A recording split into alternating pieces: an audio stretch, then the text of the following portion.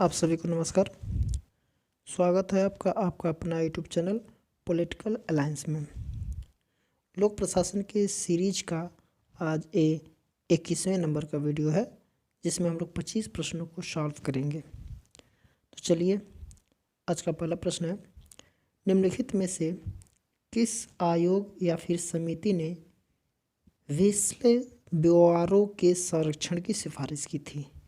तो ये है पहला प्रशासनिक सुधार आयोग, बी है दूसरा प्रशासनिक सुधार आयोग, सी है बोहरा समिति और डी है चुनाव आयोग। तो इसका जो राइट आंसर हो जाएगा वो हो जाएगा ऑप्शन नंबर बी, दूसरा प्रशासनिक सुधार आयोग। देखिए, जो द्वितीय प्रशासनिक सुधार आयोग ने 2011-12 में अपनी दी गई रिपोर्ट में व्हिसलब्लोअरों के संरक्षण की सिफारिश की थी। इस आयोग ने सरकार के सभी स्तरों पर देश के लिए एक सक्रिय, प्रतिक्रियाशील, जवाबदेह, सतत प्रकाशन के लिए सुझाव देने की जिम्मेदारी भी दी गई थी। इसके अलावा आयोग ने कुछ सुझाव दिए थे, जैसे भारत सरकार का संगठनात्मक ढांचा के बारे में बताया था, शासन में नैतिकता, कार्मिक प्रशासन की पुनर्संरचना और ई प्रशासन को प्रोत्साहित करना। इस तरीके से चर्चाएं यहाँ पे की गई थी और इस तरीके से सिफारिश इस समिति ने किया था। नेक्स्ट है,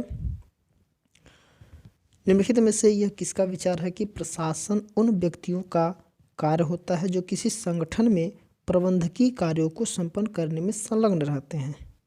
देखिए, ए है लूथर गुलिक, बिल्कुल सही है। बी है हर्बर्ट साइमन, ये भी है। विक्टर थॉमसन है, ये भी सही है। और हेनरी फ्यूल जो है ये भी सही है। तो यहाँ पे ए बी सी डी ये सभी सही हो रहे हैं, तो इसका ऑप्शन जो सही हो जाएगा वो हो जाएगा ऑप्शन डी। इसका right answer A B C और डी, इसका सही उत्तर हो जाएगा। देखिए, Henry Fayol, Herbert Simon, Luther Gulick एवं विक्टर थॉमसन प्रशासन के शास्त्रीय सिद्धांत से संबंधित हैं। किससे संबंधित है? तो शास्त्रीय सिद्धांत से संबंध है। इनका विचार है कि प्रशासन उन व्यक्तियों का कार्य होता है जो किसी संगठन में प्रबंधकीय कार्यों को संपन्न करने में संलग्न रहते हैं। अगला है, लोक प्रशासन के विकास के निम्नलिखित में से किस चरण को राजनीतिक शासन द्विभाजन का युग कहा जाता है? देखिए, जो इसमें कह रहा है कि प्रशासन, जो लोक प्रशासन है उसके विकास जब हुआ था तो उसमें जो है कौन सा चरण है जो राजनीतिक शासन का जो द्विभाजन का युग कहा जाता है? प्रथम चरण को, द्वितीय चरण को, तृतीय चरण को और चतुर्थ चरण को। तो यहाँ पे ऑप्शन ए जो प्रथम चरण है इसी को कहा जाएगा। देखिए, लोक प्रशासन के विकास के प्रथम चरण को ही राजनीतिक शासन का द्विभाजक कहा जाता है। लोक प्रशासन के विकास को 6 विभिन्न चरणों में विभाजित किया जाता है। लोक प्रशासन के विकास का प्रारंभ पत्रिका एडमिनिस्ट्रेशन साइंस क्वार्टरली में विल्सन ने, अर्थात वुड्रो विल्सन के एक लेख है द स्टडी ऑफ एडमिनिस्ट्रेशन, जो कि 1887 में ये प्रकाशित किया गया था। यह चरण राजनीतिक प्रशासन के विभाजन का चरण था, यानी कि लोक प्रशासन को राजनीतिक विज्ञान से निकाल करके एक अलग स्वतंत्र विषय बनाया गया था। तो इसी को कहा जाता है राजनीतिक शासन द्विभाजन। अर्थात इसी समय लोक प्रशासन को नया रूप दिए कौन? Woodrow Wilson. इसीलिए वुड्रो विल्सन को लोक प्रशासन का जनक भी कहा जाता है। नेक्स्ट, निम्नलिखित में से कौन सी नवीन लोक प्रशासन की मुख्य विशेषता है? नवीन लोक प्रशासन की मुख्य विशेषता है, ये रिपीट प्रश्न है। देखिए, ये है नागरिकों का सशक्तिकरण, तो बिल्कुल सही हो जाएगा। फिर है लोक नौकरशाही की वियुक्ति, बिल्कुल सही हो जाएगा। फिर लागत में कटौती, भी सही हो जाएगा। संगठनात्मक केंद्रीकरण, ये नहीं होगा। यहाँ पे ए बी और सी इसका सही उत्तर हो जाएगा, तो ऑप्शन सी इसका राइट आंसर हो जाएगा। देखिए, नवीन लोक प्रबंध की अवधारणा जो थी वो 1980 के दशक के उत्तरार्ध में डेविड ओशबर्न और टेड गेबलर ने अपनी पुस्तक रिनोवेटिंग गवर्नमेंट, जो 1992 को प्रकाश में लाया गया। इसके मुख्य विशेषताएं नागरिकों का सशक्तिकरण, लोक नौकरशाही की नियुक्ति एवं लागत में कटौती करना है। नेक्स्ट है, मानव संबंध सिद्धांत में स्क्वीलर मानव संबंध सिद्धांत या फिर मानव संबंध उपागम में जो स्क्वीलर है वो क्या है? ए है वह व्यक्ति जो बहुत अधिक कार्य करता है, या फिर वह व्यक्ति जो बहुत कम कार्य करता है, वह व्यक्ति जो कार्य से अनुपस्थित रहता है, वह व्यक्ति जो दूसरों के बारे में हानिकारक जानकारी पर्यवेक्षण को देता है। तो इसका उत्तर हो जाएगा ऑप्शन डी, इसका सही उत्तर। वह व्यक्ति जो दूसरों के बारे में हानिकारक जानकारी किसको देता है? पर्यवेक्षक को देता है, जो जांच वगैरह करते हैं, पर्यवेक्षण करते हैं, उनको देता है। उनको क्या कहा जाता है? स्क्वीलर। देखो जो एल्टर मेयो थे, एल्टर मेयो ने मानव संबंध उपागम के मुताबिक स्क्वीलर वह व्यक्ति है जो दूसरों के बारे में हानिकारक जानकारी पर्यवेक्षक को देता है। हाथर्न प्रयोग का प्रारंभ प्रकाश प्रयोगों से हुआ था। उन्होंने स्पष्ट किया कि उत्पादन केवल भौतिक परिस्थितियों से ही प्रभावित नहीं होता। नेक्स्ट है, निम्नलिखित में से किसने बजट को लक्ष्यों की एक श्रृंखला जिसमें कीमत पर्चियां संलग्न है के रूप में परिभाषित किया? तो किसने किया था? विल्डावस्की, पॉल एप्लवी, चेस्टर बर्नार्ड और जॉन डी मिलेट। तो इसका जो राइट आंसर हो जाएगा वो हो जाएगा ऑप्शन ए, विल्डावस्की। इसका सही उत्तर हो जाएगा ऑप्शन ए। देखिए विल्डावस्की ने जो 1964 में प्रकाशित अपनी पुस्तक the politics of the budgetary process में बजट को लक्ष्यों की एक श्रृंखला जिसमें कीमत पर्चियां संलग्न है के रूप में परिभाषित किया था। नेक्स्ट है, निम्नलिखित में से कौन शून्य आधारित बजट का सृजन करता थे? देखिए बहुत महत्वपूर्ण प्रश्न। शून्य आधारित जो बजट है उसके सृजन करता थे हुअर कमीशन, पीटर ए फिर, हर्बर्ट साइमन और गग पीटर्स। तो इसका जो राइट आंसर हो जाएगा पीटर ए फिर। पीटर ए फिर ऑप्शन बी इसका सही उत्तर हो जाएगा। देखिए शून्य आधारित बजट का जो सृजनकर्ता पीटर ए फिर को माना जाता है। इसका विकास अमेरिका में लगभग 1969 में हुआ और राष्ट्रपति जिमी कार्टर ने 1978 में इसे लागू किया। किस में लागू किया? जिमी कार्टर ने कब लागू किया था? 1978 में लागू किया।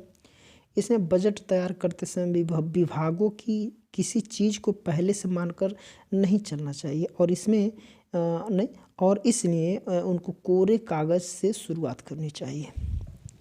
नेक्स्ट है,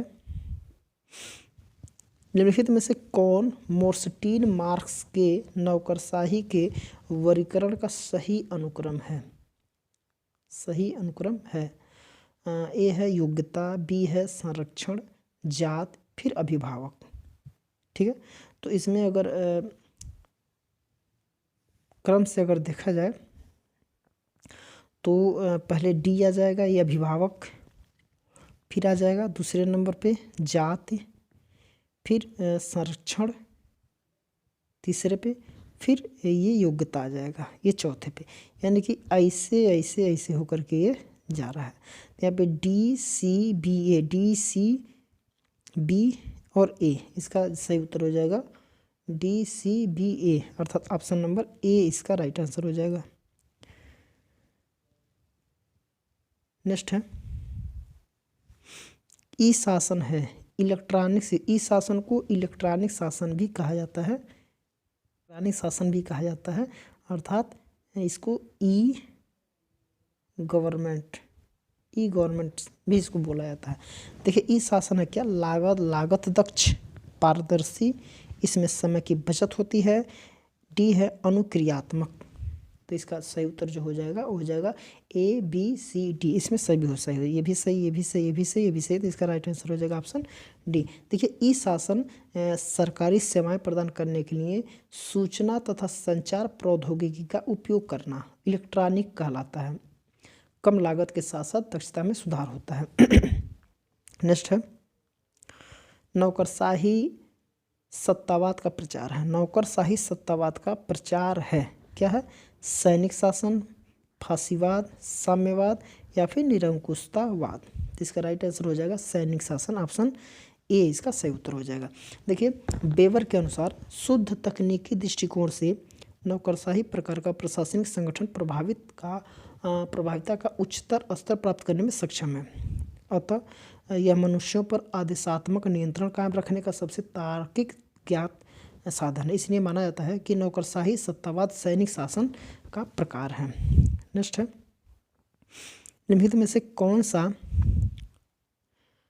पारिस्थितिकी उपागम का पूर्ववर्ती है? पारिस्थितिकी उपागम का पूर्ववर्ती है कौन है? परंपरागत उपागम, मानव संबंध उपागम, व्यवस्था उपागम और व्यवहारवादी उपागम।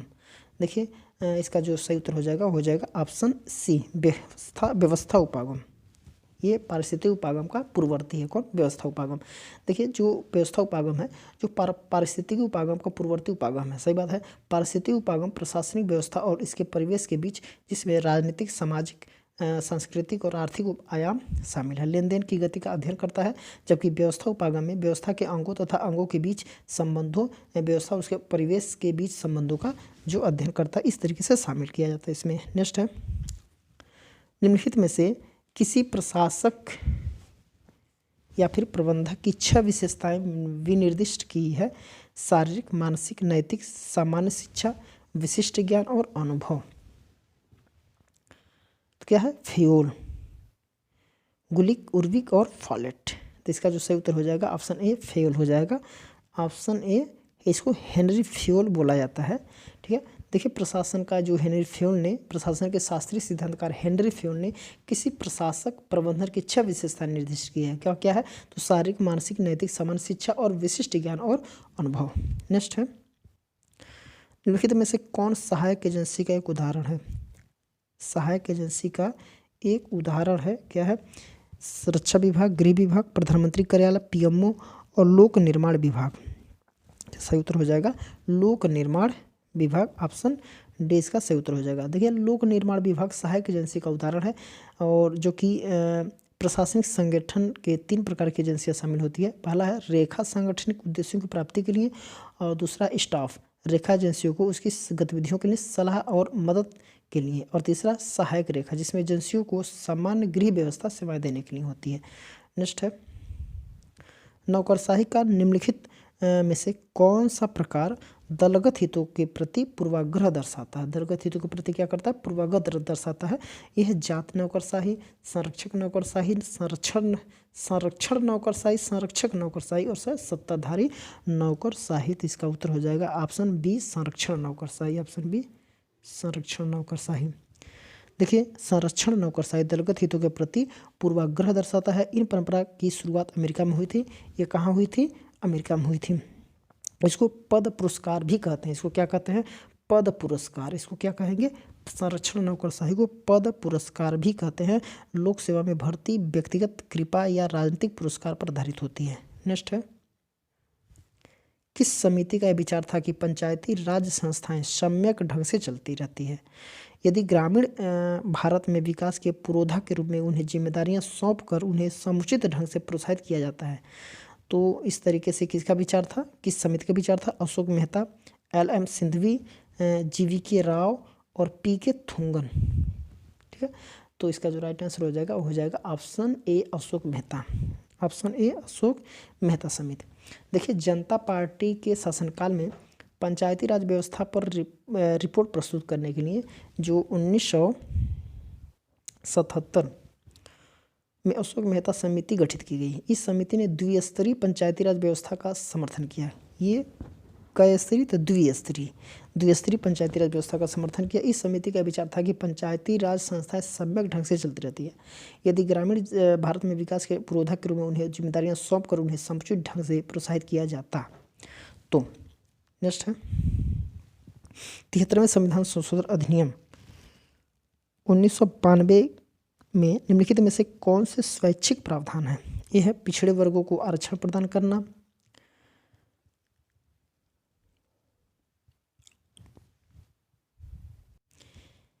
बिल्कुल सही है।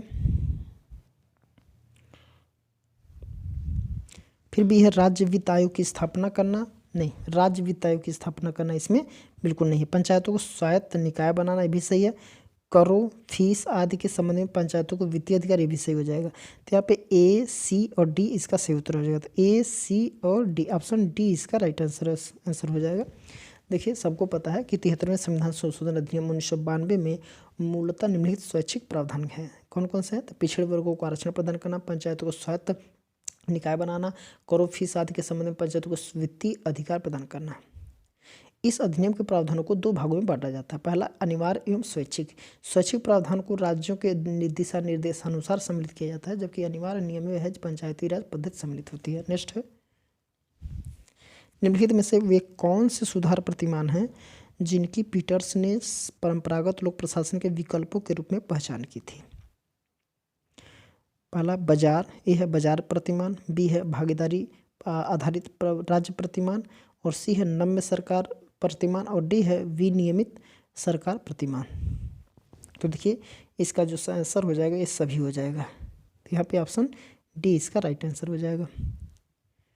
नेक्स्ट, निम्नलिखित में से किसने विभागीय संगठन के लिए 4P फार्मूला दिया, यानी कि 4P? ये बहुत बार रिपीट प्रश्न आया है, जिसे हम 4P कहते हैं। ठीक है, तो विभागीय संगठन के लिए 4P यानी कि 4P फार्मूला दिया। किसने दिया था? फेयोल है, उर्विक है, गुलिक है और मूने है। सबको पता है हेनरी लूथर गुलिक ने ही दिया था। लूथर गुलिक का विभागीय का 4P सिद्धांत के नाम से जाना जाता है। इसके अंतर्गत उन्होंने विभागीकरण के 4 आधारों का पहचान किया। संक्षेप में क्या होता है? पर्पज, यानी कि एक P होता है पर्पज। पर्पज का मतलब होता है कोई प्रयोजन, कोई उद्देश्य होना चाहिए। फिर है प्रोसेस, फिर क्या है? प्रोसेस। प्रोसेस का मतलब क्या होता है? एक प्रक्रिया होती है। फिर पर्सन यानी कि व्यक्ति, फिर पैलेस अर्थात स्थान। ठीक है, तो इसको 4P के नाम से जाना जाता है। कौन दिया था? लूथर गुलिक ने। ऑप्शन सी इसका सही उत्तर हो जाएगा। नेक्स्ट है, निम्नलिखित में से किसने कहा विकास प्रशासन एक कार्योन्मुखी और उद्देश्योन्मुखी प्रशासनिक व्यवस्था, एक कार्योन्मुखी और उद्देश्योन्मुखी प्रशासनिक व्यवस्था है? तो इसका देखिए F.W. रिक्स, एडवर्ड वीडनर और फेरल हैडी और H. वाकर। तो इसका कौन सा सही हो जाएगा? ऑप्शन बी इसका राइट आंसर हो जाएगा, एडवर्ड वीडनर। देखिए, विकास प्रशासन की अवधारणा लोक प्रशासन के में जो है 1950 के दशक में प्रकट हुई थी। इसे विशिष्ट कोटि के लोक प्रशासन की संज्ञा दी जाती है। इसे क्या कहा जाता है? विशिष्ट कोटि के लोक प्रशासन की संज्ञा। विकास प्रशासन की पहली स्पष्ट अवधारणा देने का श्रेय कौन है? एडवर्ड वीडनर को है। उन्होंने डेवलपमेंट एडमिनिस्ट्रेशन नामक अपनी पुस्तक में कहा कि विकास प्रशासन एक कार्योन्मुखी और उद्देश्योन्मुखी प्रशासनिक व्यवस्था है। तो ऑप्शन बी इसका एडवर्ड वीडनर सही हो जाएगा। नेक्स्ट है, वह कौन सी प्रक्रिया है जिसके द्वारा एक चयनित उम्मीदवार को नियुक्ति के लिए बुलावा भेजा जाता है? नियुक्ति के लिए बुलावा भेजा जाता है। यह है चयन, नियुक्ति, प्रमाणीकरण और पद स्थापन। तो इसका सही उत्तर हो जाएगा प्रमाणीकरण। ऑप्शन सी इसका राइट आंसर हो जाएगा। देखिए, प्रमाणीकरण वह प्रक्रिया है जिसके द्वारा एक चयनित उम्मीदवार को नियुक्ति के लिए बुलावा भेजा जाता है। किंसले ने भर्ती को परिभाषित किया है। यह वह प्रक्रिया अंग है जिसके द्वारा लोक सेवा में नियुक्त के लिए उचित प्रत्याशियों का प्रतियोगिता के लिए प्रवृत्त किया जाता है। यह वह व्यापक प्रक्रिया का अंग है जिसमें परीक्षा एवं प्रमाणीकरण की प्रक्रिया भी सम्मिलित है। इस अवधारणा को लोकप्रिय बनाने में फ्रेडरिक्स, वीडनर, पलम्ब्रा और वाटसन जैसे विद्वान का नाम सबसे प्रमुख रूप से लिया जाता है। नेक्स्ट है, नीति का बचाव निम्नलिखित में से किसका कार्य है? नीति का बचाव निम्नलिखित में से किसका कार्य है? लाइन एजेंसी, स्टाफ एजेंसी, सहायक एजेंसी, या स्टाफ एजेंसी और लाइन एजेंसी दोनों हो जाएगा। तो यहाँ पे ऑप्शन ए इसका सही उत्तर हो जाएगा, यानी कि लाइन एजेंसी का ये कार्य है। देखिए, नीति का बचाव किसका कार्य है? तो लाइन एजेंसी का।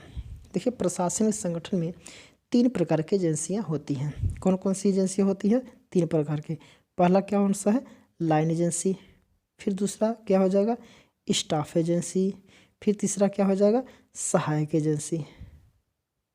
ठीक है, लाइन एजेंसी, स्टाफ एजेंसी और एक्जिलरी इसको बोला जाता है सहायक एजेंसी। ये 3 प्रकार की एजेंसियां पाई जाती है। देखिए लाइन एजेंसियां सांगठनिक उद्देश्य की प्राप्ति के लिए प्रत्यक्ष रूप से काम करती हैं, इसलिए किसी नीति के बचाव की पहली जिम्मेदारी लाइन एजेंसी की होती है, जिसमें जैसे बड़े संगठन का नाम हो गया है, लेकिन उसके अंदर कुछ कार्यालय से संबंधित कुछ व्यक्ति होते हैं जो स्टाफ कहे जाते हैं, उनको स्टाफ एजेंसी बोला। जो स्टाफों की सहायता करता है उसको सहायक एक्जिलरी बोला जाता है। नेक्स्ट है, निम्नलिखित में से कौन सा सुमेलित है? कौन सा सुमेलित है? देखिए आदेश की एकता, आदेश की एकता क्या है? गुलिक। क्या है? बिल्कुल गलत है। समन्वय क्या है? ये मुने होते हैं, ठीक ना, तो मुने है नहीं, ये भी गलत हो जाएगा। औपचारिक सत्ता, देखिए फ्यूल दिया है, औपचारिक सत्ता क्या दिया है? फ्यूल दिया है, बिल्कुल सही हो जाएगा। औपचारिक सत्ता जो है वो फ्यूल का ही है, तो ऑप्शन सी सही उत्तर है। देखिए विकेंद्रीकरण और ये भी बिल्कुल सही गलत हो जाएगा, ठीक है। देखिए औपचारिक सत्ता की अवधारणा मुख्यतः पदसोपानिक अनुक्रम, उच्च नींव संबंध इत्यादि से जुड़ी होती है, इसलिए हेनरी फेयोल द्वारा गैंग प्लैंग की अवधारणा प्रस्तुत की गई थी, जिसके द्वारा कार्य प्रवाह की गति को बढ़ाने व मामलों में देरी से निपटने के लिए 2 समान स्तर के कर्मचारियों के मध्य क्षैतिज जो होती है वो संचार स्थापित करने की बात कही।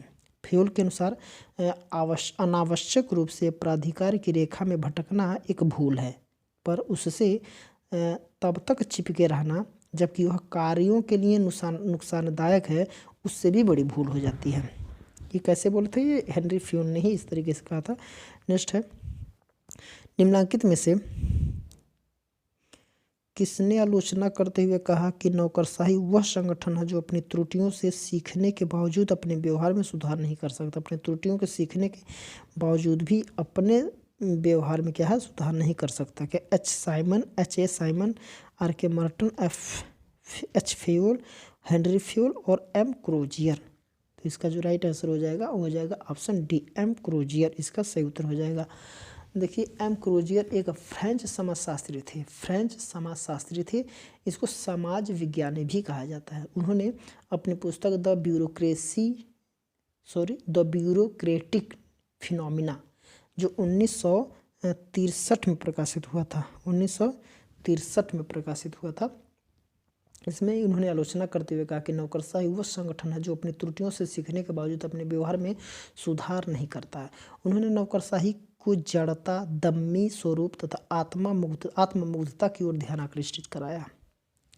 नेक्स्ट है, निम्नलिखित में से किसने कहा कि केंद्रीकरण बनाम विकेंद्रीकरण की धारणा उत्तरदायित्व, प्रशासकीय, कार्यात्मक एवं वह कारकों से प्रभावित होती है? Elton Mayo, Max Weber, L Urwick और जेम्स फेसलर। तो इसका जो सही उत्तर हो जाएगा जेम्स फेसलर, इसका राइट आंसर हो जाएगा। देखिए जेम्स फेसलर का जो कुछ कथन है, जैसे उत्तरदायित्व का कारक है जिसमें यह विकेंद्रीकरण के लिए अवरोध का काम करके केंद्रीकरण का पक्ष लेता है। एक और कथन है प्रशासकीय कारक, एजेंसी की आयु, नीतियाँ, पद्धतियों की स्थिरता, फील्ड कर्मचारियों की योग्यता, गति व अर्थ के लिए दबाव और प्रशासनिक कुशलता शामिल होती है। और एक और है कार्यात्मक कारक, एजेंसी द्वारा संपन्न किए जाने वाले कार्य, तकनीकी प्रकृति व एकरूपता शामिल होती है। वह कारक होती है जिसमें जनता की भागीदारी की मांग, राजनीतिक दबाव तथा जमीनी नियोजन की मांग करती है। नेक्स्ट है, और इस सेट का आखिरी प्रश्न है, दिया निम्नलिखित में से किसने राजनीतिक प्रशासन द्विभाजक को अस्वीकृत किया? अभी इसके पहले राजनीतिक जो प्रशासक द्विभाजक जो पहले चरण में हुआ था, यानी कि राजनीतिक विज्ञान से लोग प्रशासन अलग हुए थे, उसे राजनीतिक प्रशासन द्विभाजन कहा था। इसको कौन अस्वीकृत किया था? देखिए वुडरो विल्सन दिया है। वुडरो विल्सन होंगे नहीं, क्योंकि वुडरो विल्सन ही इस तरीके से किया है, तो होंगे नहीं, ये बिल्कुल गलत हो जाएगा। फ्रैंक गुडनाउ, तो ये भी नहीं होंगे। हर्बर्ट साइमन, रॉबर्ट मर्टन, देखिए ये नहीं होगा, तो यही है हर्बर्ट साइमन, इसका सही उत्तर हो जाएगा। देखिए हर्बर्ट साइमन ने ये 1946 में अपने लेख में द प्रोवर्ब्स ऑफ एडमिनिस्ट्रेशन में लोक प्रशासन के सिद्धांतों को कहावतों की संज्ञा दी है। उन्होंने कहा कि लोक प्रशासन क्या है, कहावत है। साइमन ने राजनीतिक प्रशासन द्विभाजक को क्या किया था, अस्वीकार कर दिया था। ठीक है, तो इसका राइट आंसर क्या हो जाएगा, ऑप्शन सी। तो देखिए जो लोक प्रशासन का जो सीरीज चल रहा था, इसमें आज 21वें नंबर का आज वीडियो था, जिसमें हम लोग 25 प्रश्नों को हम लोगों ने सॉल्व किया है। देखिए हमारे वीडियो को लाइक करिए और सब्सक्राइब करिए, और हो सके तो अपने अपने मित्रों को शेयर कर दीजिए, ताकि उन तक इस तरीके से प्रश्न और पहुंचता रहे, उनको कुछ फ़ायदे होते रहे। तो लाइक और कमेंट करते रहिए।